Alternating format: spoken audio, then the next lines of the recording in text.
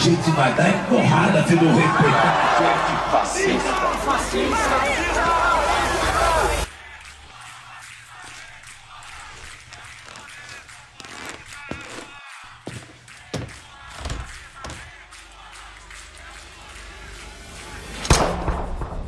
Eles não matam você por ser extremista. Eles chamam você de extremista para poder te matar. A violência começa com a linguagem. As palavras usadas contra conservadores são munição pesada, que muitas vezes sentenciam a sua morte. Ah, porque vocês querem destruir a família? Sim. Queremos. Como fazer para que se torne normal uma pessoa comemorar ou até mesmo matar uma pessoa por conta das suas ideias? Essa é a pergunta que a esquerda fez décadas atrás e achou uma resposta: a desumanização. Não é aceitável, não é mais socialmente, não é mais humanamente aceitável. Não é mais humanamente aceitável a gente concordar que alguém pode hoje apoiar o Bolsonaro e ter bom caráter.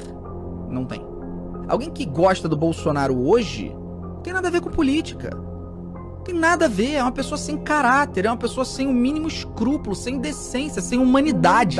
O objetivo? Fazer com que um grupo de pessoas se esqueça de que outros grupos de pessoas são humanos. No último dia 10 de setembro de 2025, o influenciador Charlie Kirk foi baleado dentro de uma universidade, na frente de centenas de jovens, mulheres, idosos, crianças, inclusive na frente de sua esposa e sua filha, que correu em sua direção, assustada, quando ouviu o barulho do tiro, imaginando que poderia ser protegida pelo pai, que tombava por um tiro tomado no pescoço. Os estudantes que estavam lá fazem rodas e começam a orar. Logo depois vem a notícia. To my great fellow Americans, I am filled with grief and anger at the heinous assassination of Charlie Kirk on a college campus in Utah. Charlie Kirk está morto. Até mesmo seus oponentes de debate se comovem com a morte. Afinal, a discordância não deve ser motivo para comemorar a morte de ninguém. Por um outro lado, em minutos, milhares de vídeos comemorando a morte do rapaz. Mataram o Charlie Kirk. Ai, coitado, tomou um tiro, não sei se na cara. Tem duas filhas pequenas. Que bom para as filhas dele, né? Que bom para as filhas dele. Que vão crescer sem a presença do sujeito repugnante, canalha, racista. A esquerda rapidamente tentou classificar o atirador como um extremista de direita. Tudo falso. O que se sabe realmente até agora? Era o único de esquerda na sua família e, além de romper com ela, foi morar com uma companheira trans. A real é que Charlie defendia valores conservadores como família e liberdade de expressão. Isso foi o suficiente para que ele fosse rotulado de extrema direita, mesmo sem nunca ter ameaçado ou praticado violência contra ninguém em momento algum de sua vida. Repito, ele nunca praticou qualquer ato de violência contra quem quer que seja. Ele era conhecido mundialmente exatamente pelo oposto, o diálogo. Rodava universidades, debatendo, discutindo e ensinando aos estudantes os mais diversos assuntos, respondendo sempre de forma aberta e sincera, apresentando de forma respeitosa e muitas vezes até amável os seus pontos de vista. Extremista, fascista, racista. Era assim que a grande mídia e os esquerdistas em geral o rotulavam. As justificativas? Ele defendia coisas absurdas. E por isso ele merecia morrer. Eu mesmo não concordava 100% com Charlie. E mesmo que você acredite que ele defendia algo absurdo, ele merecia ter sido assassinado por isso. Uma pessoa não deveria ser livre para falar o que quiser sem que ela mereça tomar um tiro por isso. Porque mesmo o assassino que atentou contra a vida de um pai, destruiu o futuro de uma família, não foi tratado como extremo alguma coisa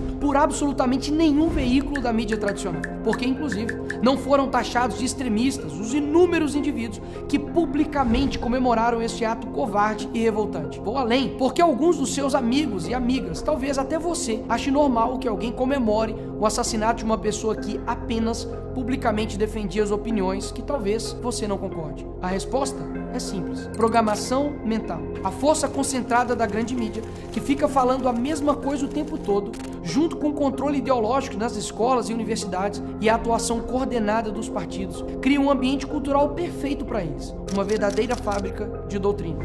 Ali, as crianças são doutrinadas desde pequenas, não por acaso, mas por um sistema que diz o que pensar e quem odiar. Acabam virando adultos cheios de rancor, prontos a rotular qualquer um de fascista ou racista, sem nem debater. O resultado é uma sociedade polarizada e infantilizada, onde a educação pública às vezes forma cidadãos críticos, mas militantes raivosos, prontos para o cancelamento em massa. É isso mesmo. Um resultado da programação mental nos colégios, universidades, pela repetida propaganda da grande mídia e pelos partidos de esquerda é esse: a desumanização daqueles que discordam das suas ideias, que assim passam a ser merecedores de violência e até morte, como nos atos terroristas da facada do Bolsonaro, do tiro do Trump ou no assassinato do Charlie Kirk. Ora, se alguém é fascista ou nazista, merece o quê? Mas e você, que não concorda com o assassinato de indivíduos que pensam diferente? Será que está livre dessa programação? Reflita. Será que você realmente repudia com a força necessária esses atos? Será que você se posiciona publicamente contra eles? Será que você tem a coragem de confrontar no debate quem os defende? Se a resposta foi não, você também foi programado. Programado para ser um covarde, para aceitar com normalidade atos abjetos. A esquerda não se limita a discordar do adversário, ela precisa negá-lo enquanto ser humano. E isso não vem de agora. Em 1942, os nazistas desumanizaram os judeus.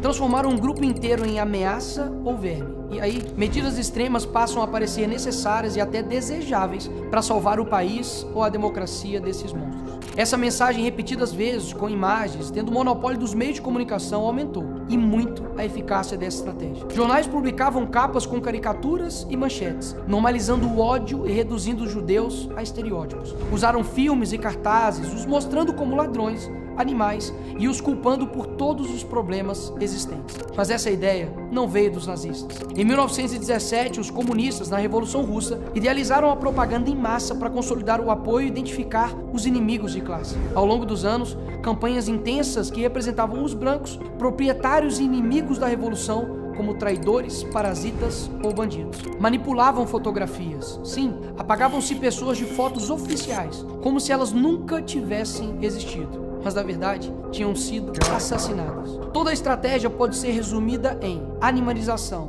caricatura, negação da humanidade, repetição massiva nos jornais e a manipulação da história. Porque antes do genocídio físico, é necessário que tenha um genocídio cultural. Isso te lembra algo? O candidato do PSL, Jair Bolsonaro, foi vítima agora há pouco de um atentado enquanto fazia campanha em Juiz de Fora, Minas Gerais. Aquela facada, para mim, tem uma coisa muito estranha. Tem uma coisa muito estranha. Uma facada que não aparece sangue em nenhum momento. O ex-presidente dos Estados Unidos, Donald Trump, escapa por pouco de um atentado a tiros. E o pré-candidato à presidência da Colômbia, Miguel Uribe, morreu hoje aos 39 anos. O político da oposição foi atingido por 3 tiros. Essa gente que renasceu no neofascismo tem que ser extirpada. Mas considerando que você, como afirma, é uma boa pessoa, nós estamos dispostos a oferecer a você o seguinte: um bom paredão, onde vamos colocá-lo na frente de uma boa espingarda, com uma boa bala, e vamos oferecer, depois de uma boa pá, uma boa cova. Nos últimos anos, a esquerda brasileira aperfeiçoou essa técnica. Criou-se uma cultura em que o conservador não é visto como adversário político, mas como um outro a ser eliminado. Basta observar o que seguiu a morte do Charlie Kirk. Em vez de luto ou solidariedade humana, emergiu a celebração macabra, o deboche e a indiferença. Esses mesmos que vibram com a morte de um adversário falam em amor, tolerância e diversidade. Nunca houve tanto ódio embalado em slogans de paz. Esses mesmos, após essa tragédia, começaram a ameaçar a minha vida e a da minha família. Em contrapartida, começamos um movimento para as empresas demitirem os funcionários que estão comemorando, minimizando ou até mesmo justificando a morte de um jovem de 31 anos. E dezenas já foram demitidos. Descobriram que são livres para falar o que quiser, mas a empresa também é livre para demitir quem quiser. Mas além disso, fiz um convite forte para todos que estavam comovidos e indignados. Seja a extrema-direita que eles tanto têm medo. Em outras palavras, ame e defenda a sua família de forma extrema. Pratique a sua fé de forma extrema. Defenda a sua liberdade de forma extrema. Ou seja, siga fielmente e viva de forma coerente com seus valores de forma extrema. E não aceite mais ameaças ou rótulos criminosos que sejam usados contra você por causa disso. Não aceite mais que ninguém, absolutamente ninguém, seja desumanizado, rotulado de fascista, nazista, racista ou o que quer que seja, apenas por discordar das ideias de esquerda. Era isso que o extremista da direita defendia. Case, tenha filhos, construa um legado, passe seus valores, persiga o eterno, procure a verdadeira alegria. E não espere que a situação mude. Para um cristão, essa terra nunca será o nosso paraíso. Ao contrário, ela jaz no maligno. Afinal, Jesus foi um homem perfeito, solidário, humilde de coração, amoroso e bondoso. E ainda assim, foi crucificado, humilhado e menosprezado. E continua sendo por muitos até hoje. E por isso, ele é a resposta contra tudo. Afinal, ninguém humanizou mais o outro do que ele. E segui-lo implica entrar numa dinâmica de sacrifício que não é abstrata nem teatral, é concreta e diária. Se alguém quer vir após mim, negue-se a si mesmo, tome a sua cruz e siga-me. Ele não propôs um ideal romântico de sofrimento, mas um chamado real a assumir por amor e por obediência aquilo que o discipulado exige, até a disposição de dar a própria vida, como Cristo fez. O mundo é mau, mas o nosso Salvador, nosso Senhor, nosso Deus, Ele é bom. Essa foi a mensagem da esposa do Charlie no dia de sua morte. E o que isso quer dizer? Há uma confusão moral e retórica que precisa ser desfeita. Misericórdia não é covardia. Mansidão não equivale a passividade. O Evangelho não nos chama a sermos cordeiros insensíveis diante do que destrói pessoas e civilizações. Ele nos chama a ser cordeiros com dentes. A conduta de quem domina a própria ira e a sua força da verdade para defender o frágil. Jesus foi manso e humilde de coração, mas jamais omitiu a denúncia da mentira e o poder do tirânico. Expulsou comerciantes do templo, chamou a hipocrisia pelo nome, sofreu por amor e não por aceitação passiva. Ser manso não é ser fraco, é ser forte o suficiente para enfrentar o mal sem ser dominado por ele, e sábio o suficiente para usar a força pela verdade e pelo amor. O cristão genuíno reconhece duas verdades ao mesmo tempo. Primeira, a violência gratuita e o ódio não se justificam. Segunda, a omissão perante a injustiça é cúmplice do crime. Assim, combater o mal é um dever que se realiza por meios morais, culturais e espirituais, e, quando necessário, institucionais. Isso significa agir com coragem, inteligência e prudência, não com fúria desordenada. Pedro, quando subiu àquele púlpito em Jerusalém, não negociou o evangelho, enfrentou a massa, denunciou o pecado e por isso foi preso, escarnecido e finalmente martirizado. Sua luta foi pública e corajosa. Proclamar a verdade mesmo diante do poder político e religioso. Estevão, acusado, humilhado e apedrejado. Sua defesa foi um balanço lúcido da história de Israel e uma acusação direta à cegueira do seu povo. Paulo enfrentou disputas, tribunais e perseguições. Não se escondeu. Pregou nas praças, escreveu cartas que demoliam sofismas teológicos e organizou comunidades que mudaram todo o mundo. William Wilberforce, batalha política persistente e estratégica pela abolição da escravidão no parlamento britânico. Prova de que o combate moral passa também pela política e pela perseverança. Martin Luther King Jr., resistência não violenta, organizada e corajosa contra estruturas injustas. Dietrich Bonhoeffer, coragem teológica e prática ao enfrentar o nazismo. Pagou com a vida por recusar a normalização do mal. Então, como devemos agir? Denunciar a falsidade e a corrupção com coragem intelectual. Estudar, argumentar, expor erros e mentiras. A igreja é a escola de caráter, disciplina, educação moral, formação doutrinária e solidariedade. Mas, infelizmente, inúmeras igrejas têm se convertido em ambientes pautados pela estética do bem-estar. Melodias emotivas, uma atmosfera agradável e pregações que amaciam o ego, em vez de proclamarem a verdade que suscita conversão e transformação interior.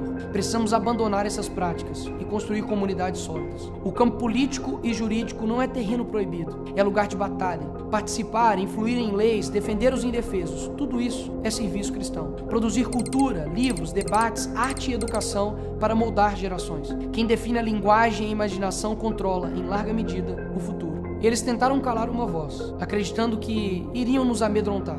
Não, criaram uma geração sem medo, que nem mesmo a morte nos parará. Mas pelo contrário, a morte de um dos nossos somente nos fortaleceu. Porque sabemos que o verdadeiro legado não se enterra com o corpo, mas cresce na coragem de quem fica. Que essa mensagem chegue para milhões de jovens em todo o mundo, que já não são mais os mesmos, desde a morte do Charlie Kirk. Nesse sentido, você está convidado. Seja o extremista que eles tanto têm medo.